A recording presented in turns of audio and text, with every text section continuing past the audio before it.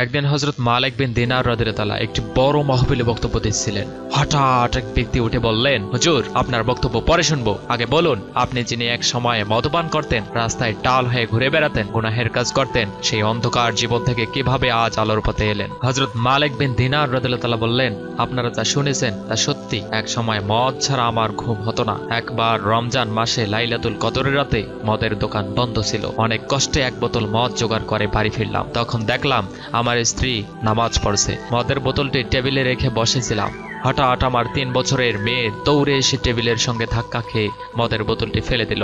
বোতল ভেঙে গেল আর সেই খিলখিল করে হাসতে লাগলো। আমি মেয়েটিকে ভালোবাসতাম, তাই কিছু বললাম না। পরের বছর একইভাবে লাইলাতুল কদরের রাতে মদ নিয়ে ঘরে ফিরলাম। টেবিলে বোতল রাখতেই মনে পড়লো আমার সেই মেয়েটির কথা, যে 3 মাস আগে মারা গেছে। চোখ ভেজে গেল আর মদ খেতে পারলাম না। কাঁদতে কাঁদতে ঘুমিয়ে গেলাম। স্বপ্নে দেখলাম বিশাল এক ভয়ঙ্কর সাপ আমাকে তাড়া করছে। আমি দৌড়ে দৌড়ে এক বৃদ্ধ লোককে দেখে সাহায্য চাইলাম। তিনি বললেন, আমি দুর্বল, সাপটিকে থামাতে পারবো না, তুমি পাহাড়ের ডান দিকে যাও।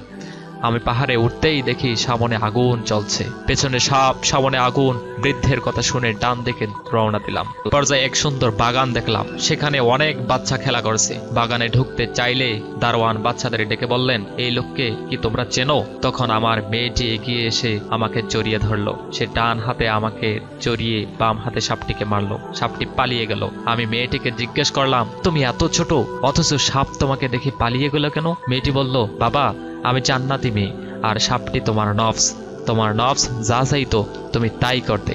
মদপান, গুনাহ সব সেই নফস আজ ভয়ঙ্কর বিষাক্ত সাপে পরিণত হয়েছে। আর যে বৃদ্ধ লোকটি তোমাকে সাহায্য করতে চেয়েছিল তিনি হলেন তোমার আত্মা। তুমি কখনো তোমার আত্মাকে খাবার দাওনি, তাই তিনি দুর্বল। মেয়েটি আরো বললেন, আত্মার খাবার পৃথিবীর কোনো কিছুতেই নেই। আল্লাহর জিকির, তার স্মরণেই আত্মার শান্তি। স্বপ্ন থেকে জেগে উঠে আমি সিদ্ধান্ত নিলাম আর নফসের দাসত্ব করব না। সেই দিন থেকেই আমি আত্মাকে খাবার দিয়ে যাচ্ছি, আল্লাহর ইবাদত করি আর পাপ কাজ থেকে দূরে থাকি। এই একটি স্বপ্ন আমার জীবন বদলে দিয়েছে। এইভাবেই হযরত মালিক বিন দিনার রাদিয়াল্লাহু তাআলা তার জীবনের শিক্ষা মাহফিলে সবাইকে শোনালেন।